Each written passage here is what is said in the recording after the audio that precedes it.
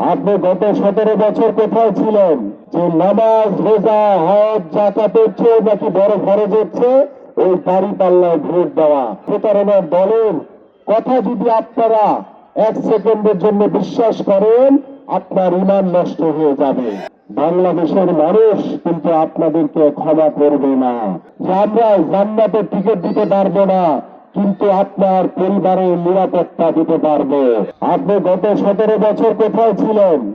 5 তারিখের পরবর্তীতে সময় এসে আপনাদের নতুন করে রূপ দেখার মাধ্যমে, রূপ দেখানোর মাধ্যমে আপনারা ক্ষমতার স্বপ্ন দেখছেন। ক্ষমতার স্বপ্ন দেখতেই পারেন, কিন্তু যখন আপনারা ঘরে ঘরে গিয়ে জান্নাতের টিকিট বিক্রি করেন, বাংলাদেশের ধর্মপ্রাণ মুসলমানের সাথে প্রতারণা করেন, এটা কোন ইসলামিক দলের কর্মকাণ্ড হতে পারে না।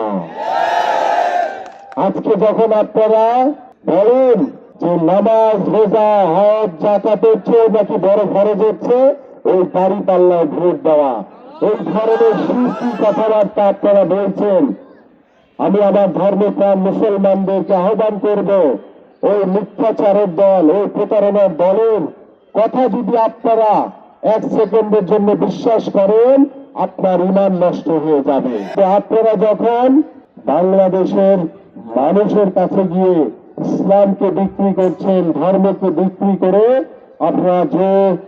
আপনারা ক্ষমতায় যাওয়ার অপচেষ্টা করছেন, বাংলাদেশের মানুষ কিন্তু আপনাদেরকে ক্ষমা করবে না। আমি আপনাদের কাছে আহ্বান করব যে আমরা জান্নাতের টিকিট দিতে পারবো না, কিন্তু আপনার পরিবারের নিরাপত্তা দিতে পারবো। আমরা আপনার পরিবারের কাছে ফ্যামিলি কার্ড পৌঁছে দিতে পারবো। আমরা সারা বাংলাদেশের প্রত্যেকটি কৃষকের হাতে কৃষক কার্ড পৌঁছে দিতে পারবো। আমরা প্রত্যেকটি পরিবারের কাছে আপনার সন্তানের শিক্ষা ব্যবস্থা নিশ্চিত করতে পারবো। আমরা প্রত্যেকটি পরিবারের স্বাস্থ্য সেবা নিশ্চিত করতে পারবো। আমরা প্রত্যেকটি পরিবারের শিক্ষিত বেকার যুবক যারা রয়েছেন তাদের কর্মসংস্থানের ব্যবস্থা করতে পারবো। আমরা প্রত্যেকটি পরিবারের জন্য একটি সুন্দর সমাজ ব্যবস্থা, পারিবারিক ব্যবস্থাপনা আমরা তৈরি করতে পারবো।